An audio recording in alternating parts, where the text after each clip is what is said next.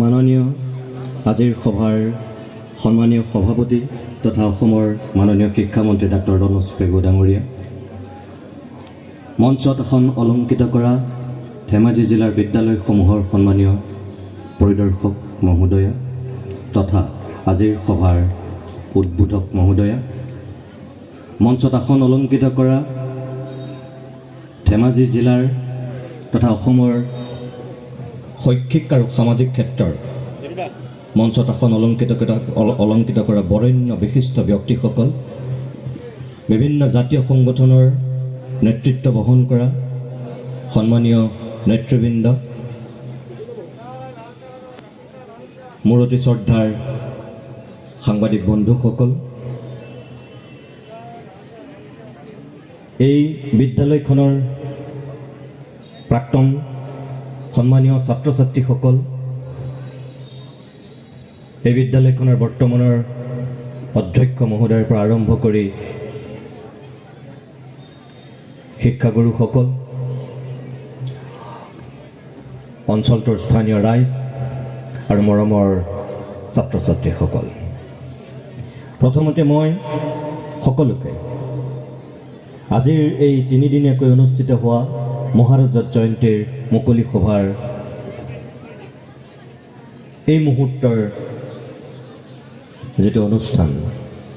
আপোনালোকে সাফল্যমণ্ডিত হোৱাত যিখিনি সহায় আৰু সহযোগিতা আগবঢ়াইছে তাৰ কাৰণে আপোনালোক সদৌটোকে ধন্যবাদ জনাইছোঁ।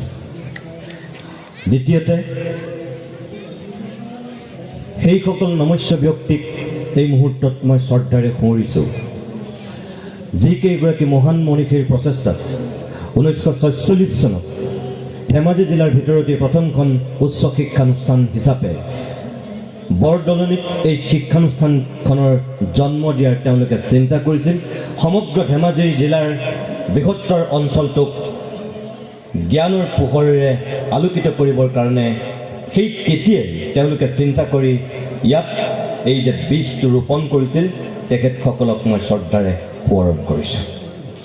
আৰু তাৰ পৰৱৰ্তী সময়ত যোৱা ৭৫টা বছৰত যিসকল সন্মানীয় শিক্ষাগুৰুৱে এই বিদ্যালয়খনক আজি এই পৰ্যায়লৈ আনিলে, প্ৰত্যেকগৰাকী সন্মানীয় শিক্ষাগুৰুক মই শ্ৰদ্ধা জনাইছোঁ আৰু তেখেতসকলৰ ওচৰত সেৱা নিবেদিছোঁ। আজি অসমৰ বিভিন্ন প্ৰান্তত বহু শিক্ষানুষ্ঠানৰ মহাৰজত জয়ন্তী, হীৰক জয়ন্তী, সোণালী জয়ন্তী বা ৰূপালী জয়ন্তী অনুষ্ঠান যোৱা কিছুদিন ধৰি অনুষ্ঠিত হৈ আছে। মই এই 15 দিনমানৰ ভিতৰত বহুকেইখন তেনেকুৱা শিক্ষানুষ্ঠানলৈ গৈছোঁ য'ত সোণালী জয়ন্তী আৰু মহাৰজত জয়ন্তী অনুষ্ঠানৰ মই মুখ্য অতিথি বা নিৰ্দিষ্ট বক্তা বিশিষ্ট অতিথি এনেকুৱা হোৱাৰ সুযোগ আৰু সুবিধা লাভ কৰিছোঁ। আৰু মই প্ৰত্যেকখন শিক্ষানুষ্ঠানত গৈ মোৰ যিটো অনুভৱ, আপোনালোকৰ ইয়ালৈ আহিও মোৰ যিখিনি অনুভৱ হৈছে, মই খুব খোলাখুলিকৈ কথা কোৱা মানুহ যিহেতু মই কওঁ যে এই ৭৫ বছৰ হোৱাৰ কাৰণে আপোনালোকে যদি কোনোবাই মহাৰজত জয়ন্তী পাতিছে তেতিয়াহ'লে মই সেইসকলৰ লগত নাই। মই সেইসকলৰ লগতহে আছোঁ যিসকলে আমাৰ উঠি অহা ভৱিষ্যতৰ প্ৰজন্মৰ কাৰণে,